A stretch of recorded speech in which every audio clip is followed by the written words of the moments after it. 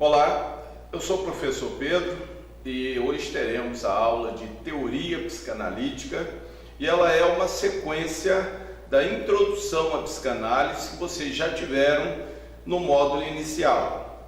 Então aqui trataremos ainda das tópicas freudianas, iremos ampliar um pouco mais a visão, o entendimento acerca dessas tópicas e a aplicação das mesmas e o porquê do surgimento de algumas neuroses quando há algumas etapas da vida, do desenvolvimento do indivíduo que não são bem cumpridas uma após a outra.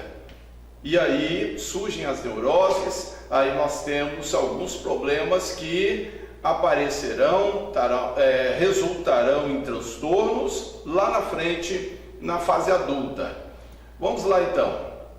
Vamos conhecer um pouco mais, primeiramente sobre Freud, teremos uma pequena introdução e depois aprofundaremos mais nas tópicas freudianas, ok? Sigmund Freud nasceu em Freiberg em 6 de maio de 1856 e morreu em 23 de setembro de 1939, aos 83 anos, vítima de um câncer de mandíbula.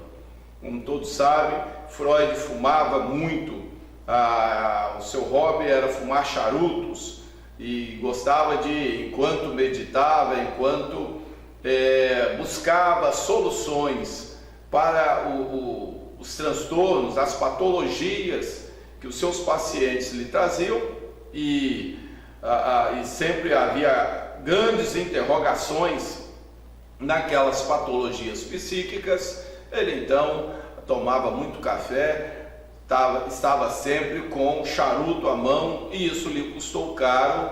Ele acabou sendo vitimado por câncer de mandíbula. A psicanálise é um conjunto de conhecimentos que tem como objetivo encontrar as leis naturais sobre a estruturação e funcionamento do psiquismo, psicodinâmica, e dos processos inconscientes, buscando compreender de que forma esses processos podem influenciar a conduta normal ou patológica dos indivíduos. Para Freud, nossas ações e escolhas são resultado de vivências esquecidas e armazenadas numa área sem acesso ao consciente, que ele denominou de inconsciente. Então, como falamos no módulo anterior, Freud ele teve alguns fracassos, algumas situações com vários pacientes em que a psiquiatria, no seu exercício normal, não lhe possibilitava encontrar a cura daqueles pacientes. Mas ele não desistiu desses pacientes, ele então marca com eles, ele prepara um ambiente em sua casa, um ambiente de atendimento e marca um acompanhamento com esses pacientes após a lida médica lá no hospital, na clínica médica. Então era um trabalho que é totalmente fora do padrão do seu trabalho normal como psiquiatra. Ele conduzia esse paciente, ele não desistia do paciente, o conduzia à sua casa e ali ele procurou conhecer melhor esse paciente, ele procurou se aprofundar. Na realidade, o que Freud fez foi se interessar de fato pelo bem-estar daquele paciente e então empreendeu uma busca incansável de qual seria de fato a origem daquele mal, daquele transtorno, o porquê aquele paciente sofria daquela maneira. E com isso, ele então começa a fazer experiências. Ele utiliza a hipnose clínica de seu amigo Charcot para tentar extrair alguma coisa mais do seu paciente, além daquilo de que nas conversas costumeiras, numa sessão médica, ele tinha conseguido extrair. Ele queria ir além, ele queria se aprofundar um pouco mais. Havia inúmeras interrogações, inúmeras perguntas que ele queria resposta. Então ele utiliza inicialmente a hipnose clínica do seu amigo Charcot, que ele havia aprendido com ele, mas vai se aprofundando. Ele vai desenvolvendo a sua própria técnica. Pouco mais à frente ele deixa a hipnose, porque ele havia desenvolvido uma técnica, a catarse, que é a livre associação de ideias, que lhe possibilitou ir além, lhe deu mais segurança neste trabalho. O que Freud começou então a entender? Que havia, além daquilo que é consciente e que o paciente lhe comunicava, havia muito mais oculto até mesmo para o paciente. Uma área, uma região onde inúmeras memórias de certos acontecimentos, alguns traumáticos, estavam ali escondidas. E ele chamou esta área, esse recipiente psíquico de memórias esquecidas, ocultas até mesmo para o paciente, ele chamou de inconsciente. Vamos seguir. A herança mais fundamental deixada pelos estudos de Freud, chamada por ele de terceira ferida narcísica da humanidade, é o abalo às crenças sobre o sujeito racional. A crença no ser humano como um ser racional dominou todo o pensamento científico, filosófico do mundo ocidental. O homem, ele se gabava de ser o único entre todas as espécies animais, o racional. Tinha sua distinção. E dentro da visão da época, este homem era apenas racional. Mas Freud chocou a comunidade científica quando ele aponta para um outro lado. O homem sim é racional, mas tem uma outra natureza além da racional, que seria a natureza animal. E isso começa a promover uma mudança no entendimento da comunidade científica. Primeiro um choque, primeiro uma rejeição a essas teorias, mas depois, como Freud se baseava em experimentos, como Freud foi fundamentando suas teorias, foi havendo aceitação. Então o homem não seria apenas um ser racional, não teria apenas natureza racional, mas esse homem seria também animal, teria um lado animal. E é essa natureza animal que se contrapunha muitas vezes à social e que fazia diferença na vida do indivíduo. Olha lá, o que nós temos aí? Duas naturezas humanas.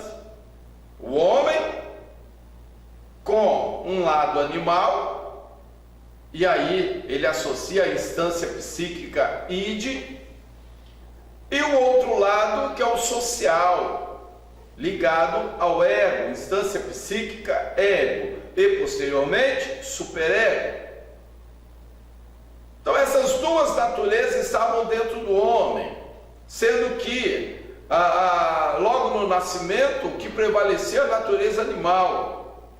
Esse homem funcionava por instintos, ainda não havia um lado racional, funcional, que iria se desenvolver de acordo com suas vivências dia após dia, de acordo com as interações que ele teria com pais, com família, com familiares, inúmeras informações que chegariam até ele. Aí se desenvolveria o seu lado social, o seu lado racional, o lado de interação racional e social, ou seja, a instância psíquica ego. Freud levantou a teoria das duas naturezas humanas, a racional e a animal. Estas conviviam em relativa harmonia, sendo que em boa parte da infância as pessoas são regidas pelo cérebro primitivo e sistema límbico, que lhes dá instintos primários, primitivos e animais. Então vamos entender isso. Logo que o indivíduo nasce, o seu cérebro primitivo está pleno em suas funcionalidades, fazendo com que todos os seus órgãos vitais estejam funcionando e funcionam de forma autônoma. O cérebro primitivo controla isso, é como se ele fosse pré-programado para fazer isso. Respiração, batimento cardíaco, funcionamento intestinal, estomacal, renal. Todos os seus órgãos vitais funcionam comandados pelo cérebro primitivo. Quando nascemos, esta parte está plena. E esse cérebro primitivo está ligado ao sistema límbico, está no centro do seu cérebro. O sistema límbico é responsável pela área emocional e, como consequência, comportamental, influencia em comportamento, e também na formação dos registros memoriais. Ou seja, tudo que esse indivíduo vai aprender dali para frente vai depender exatamente do sistema límbico. Um personagem especial, muito famoso, chamado hipocampo, que está no centro do sistema límbico, e ele é o gerador de memórias, de registros memoriais. Tudo passa por ele. Tudo que você aprendeu, tudo que você ainda aprende, quem faz esses registros é o hipocampo.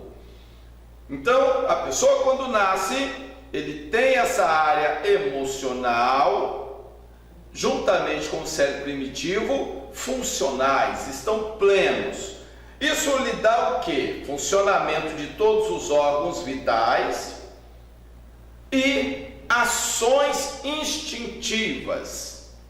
Quem comanda? O sistema límbico associado ao cérebro primitivo.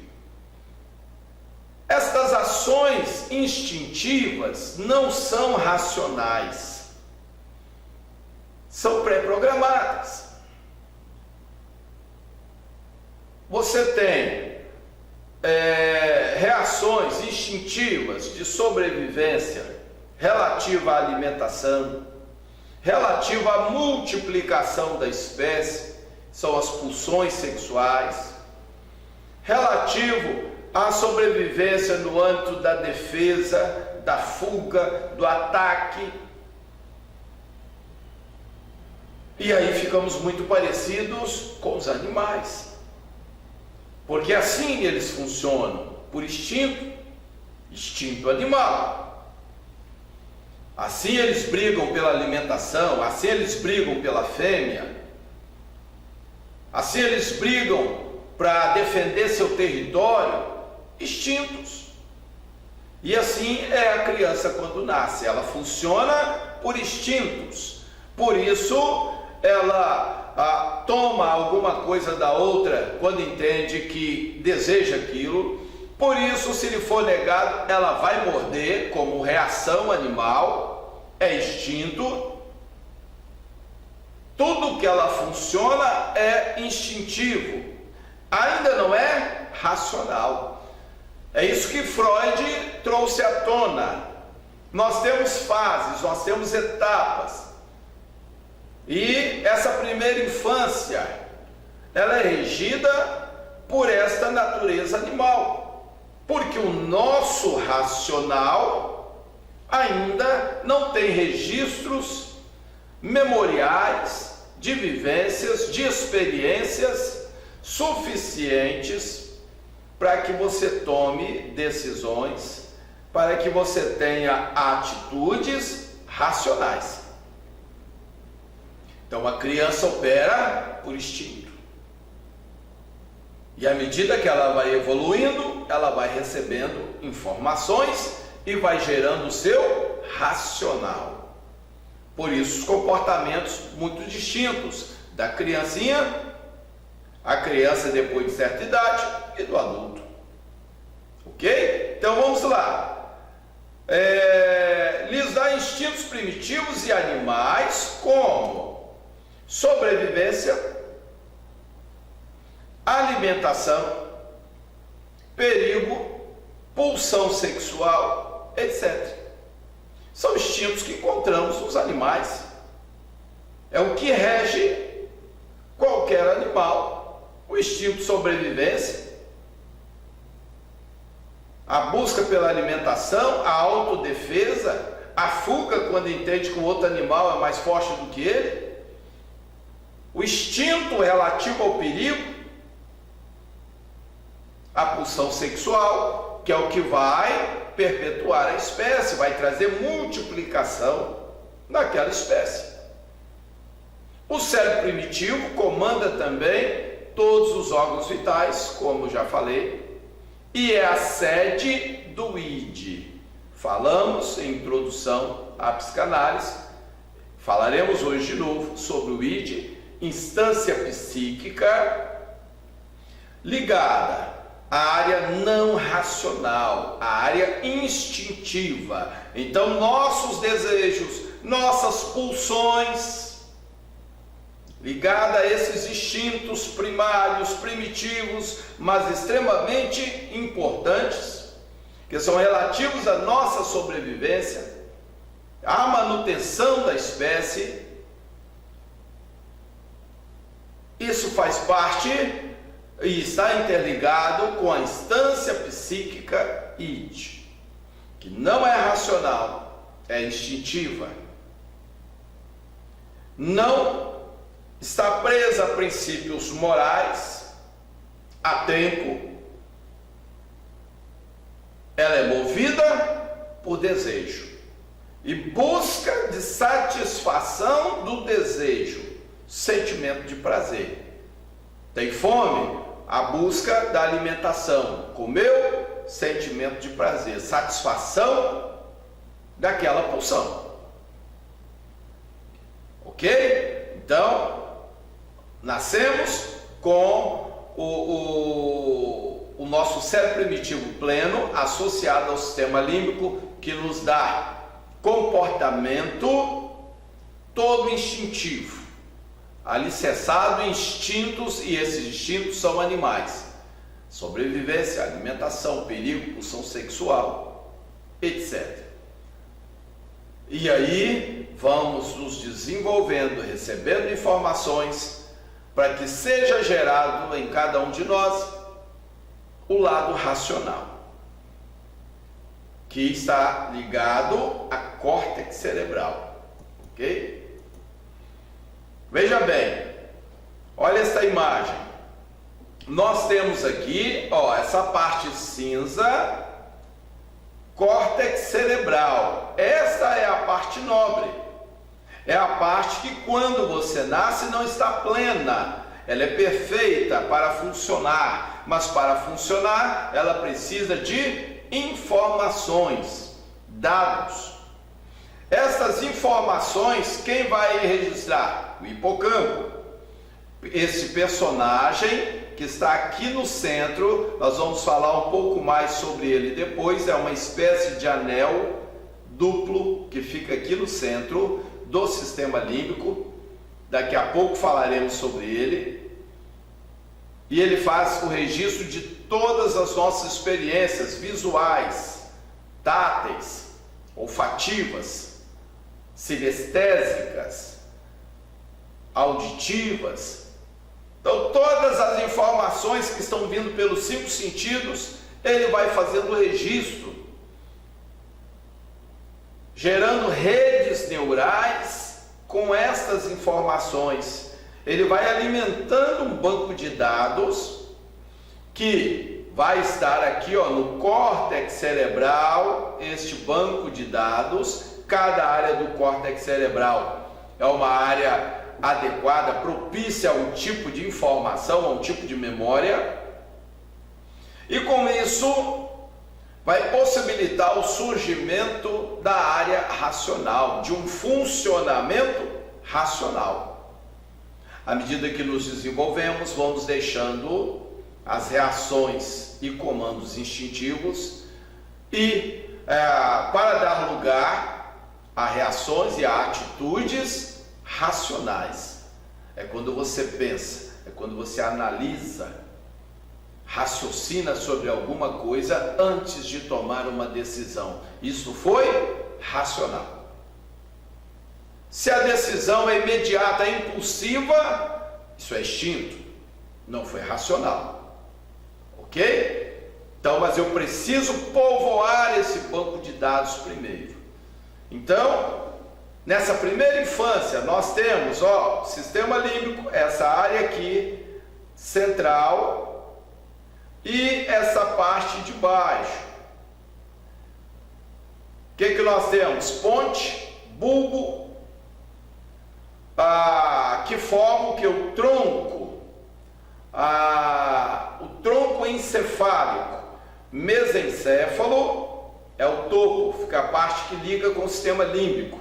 Depois a ponte e o bulbo. Esses três componentes interligados com a medula cerebral formam o cérebro primitivo.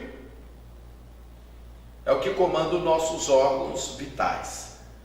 É o que comanda a respiração, batimentos cardíacos, todas as suas funções vitais.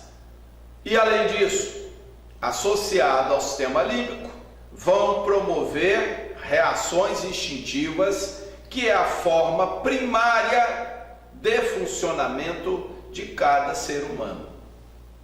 Apenas instintiva. Depois de algum tempo, aí sim, com as interações, os relacionamentos, as vivências desta criança, que vão povoar a parte cinza aqui, córtex cerebral, ambiente de registros memoriais, área nobre do seu cérebro, que vai não só armazenar informações, mas vai fazer leitura dessas informações e com isso raciocinar, tomar decisões. E essas decisões agora são racionais, não são mais instintivas. Vamos seguir. Falamos então do funcionamento primário, cérebro primitivo associado ao sistema límbico e ligado à instância psíquica id, que é instintiva, busca de prazer, busca do alívio da tensão. A tensão é gerada como? No desejo. Desejo de alguma coisa. Pulsão é desejo. Busca do prazer. E o id busca isso sem conceitos de moral, do que é certo, do que é errado, porque ele é instinto. Há desejo, há busca pela satisfação do desejo, a qualquer custo. Assim funciona o id. Assim todos nós funcionamos quando nascemos e na primeira infância. Porém, como eu disse, nós vamos tendo relacionamentos, interações, onde recebemos informações, conceitos que vão sendo registrados pelo hipocampo. E agora nessa imagem nós já conseguimos ver aí o hipocampo.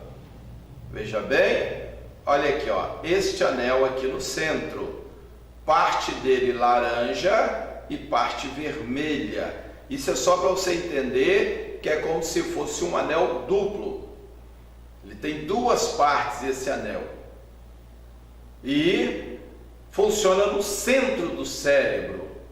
Ele é o responsável pelo registro memorial, todas as suas memórias, tudo que você vivenciou, tudo que você aprendeu até hoje, tudo que tem registro e que você nem se lembra, está lá atrás no inconsciente, passou pelo hipocampo, ele fez o registro de tudo isso. Então, as vivências da criança são informações registradas pelo hipocampo, que vão pouco a pouco povoando o córtex cerebral, gerando padrões, condicionamentos, comportamentos. A nossa área inteligente, a nossa área racional, ela funciona por condicionamento. Se você parar um pouquinho e avaliar o seu dia, você vai ver que há inúmeras rotinas, inúmeros hábitos que você tem, coisas que você repete todos os dias, caminhos que você usa para ir na casa dos seus pais, para ir para o trabalho, que você faz sempre o mesmo caminho, sem se preocupar talvez se há um caminho melhor, há um caminho com menos semáforos, há um caminho mais curto, porque nós criamos esses hábitos, são chamados condicionamentos. É uma forma que o cérebro tem de nos gerenciar de forma mais fácil. Você deseja fazer alguma coisa, ele já aponta o caminho, ele tem o caminho pronto. Condicionamento. Quando você não segue o condicionamento e você quer criar algo novo, buscar um caminho novo, buscar uma forma nova de fazer alguma coisa, você está quebrando o condicionamento. É extremamente benéfico. Você força o seu cérebro a criar novos caminhos, a criar novas redes neurais, você potencializa o seu cérebro. Porém, o cérebro não gosta disso, ele quer te dar receitas prontas, condicionamentos, padrões e condicionamentos, respostas prontas para que você funcione sem lhe dar muito trabalho. À medida que vamos tendo informações do córtex cerebral, ele vai criando esses padrões e estes condicionamentos. São repetições, acesso a memórias que contêm informações, ele faz a leitura e gera um condicionamento, uma ação, um padrão de ação. Nós temos para várias coisas. Assim ele nos gerencia, assim é mais fácil para ele funcionar. Ok? Então, nós vamos saindo da parte instintiva e vamos entrando na parte racional. Olha lá o que desenvolvemos: a natureza social. E a instância psíquica ligada à natureza social é o ego. É o que me dá agora a percepção de mim mesmo, mas como um ser racional. Eu tinha uma percepção instintiva. Como ser, eu me sentia e sentia as minhas necessidades. Então, essas necessidades, esses desejos, as pulsões, eram instintos básicos. Então, eu tinha a autopercepção e tinha os desejos que eu procurava satisfazê-los instintivamente. Então, minha primeira natureza, animal. Agora, com as informações que povoam o meu córtex cerebral, eu posso pensar, que é fazer leitura de informações. Eu posso fazer associações, que é raciocinar. E eu posso tomar decisões. Então eu tenho agora uma percepção não apenas minha, a autopercepção, mas a percepção de ambiente. A percepção do outro, as pessoas que me cercam e como eu tenho que interagir com elas socialmente. Conceitos começam a ser incutidos na minha mente.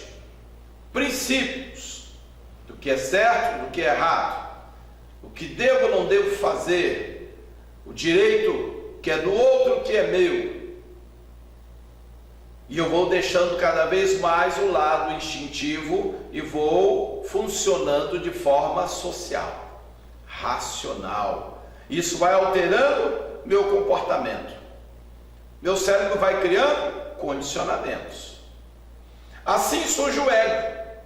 E posteriormente, o superego.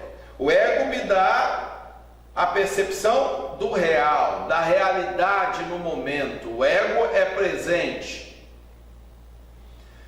Ele me dá condições conscientes de relacionamento, ele está muito linkado ao meu consciente, autopercepção, percepção do outro. E o tempo todo eu faço análise, o tempo todo eu raciocínio para manter relacionamentos, interações. Então, posteriormente, também dentro da área racional, área social, surge outra instância psíquica chamada superego, que é o ideal de excelência do ego. Está muito ligado ao ideal, ao que queremos ser, ao que entendemos que precisamos ser, mas que ainda não somos, ainda não alcançamos. Mas pouco a pouco, à medida que vamos nos desenvolvendo e até mesmo envelhecendo, nós vamos conseguindo aprimorar um pouco esse padrão, nos aproximar um pouco mais do ideal de perfeição do ego, que seria o ideal de perfeição em termos de caráter, de moral, de ética, de princípios, de solidariedade, de amor ao próximo, com características evidentes ligadas ao superego e que são o nosso ideal, mas que nem sempre vivenciamos isso. E por que não? Porque temos um conflito interno ainda. Que conflito é esse? Há uma outra natureza dentro de nós, além da social. É a natureza animal. Ela permanece, ela está aí. Você já não funciona basicamente por instintos. Hoje você raciocina, você pensa para tomar decisões. Mas as pulsões instintivas estão lá. Os desejos estão lá na sua natureza animal. E são extremamente importantes. Por isso você vê em algumas situações de grandes desastres, aquelas catástrofes que um pequeno grupo sobrevive numa região isolada e que às vezes são obrigados a cometer barbáries, atitudes animais, como até canibalismo. O que está acontecendo ali? Eles são levados a extremo, onde o racional não resolveu. Pensaram, raciocinaram de todas as formas, buscaram meios de sobrevivência e não encontraram saída. Então, instintos primários vêm à tona. Instintos animais, instintos de sobrevivência. E aí acontecem barbaridades como até o canibalismo. Ou de alguém roubar o pouco de comida que tem ou de água e fugir. Ou consumir tudo, porque não quer compartilhar, porque está pensando em sua sobrevivência. Instinto animal. Instinto animal. Então há ainda e sempre haverá essa natureza animal dentro do homem. É aqui também em situações extremas, em confronto, em brigas, ela pode aflorar. E vem também atitudes condenáveis, nada sociais e racionais. O ego é a sua natureza social e racional. Assim como o id opera por instinto, o ego opera pelo racional. Então, natureza animal está ligada ao id, instintos primários, ligado ao cérebro primitivo. Natureza social, instância psíquica, ego. Assim como o id opera pelo instinto, natureza animal, o ego opera pelo racional. Pensa, avalia, decide. E isso o eleva à condição social.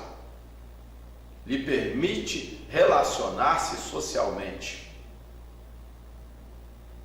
Então nós temos it e logo após ego. Onde está o it?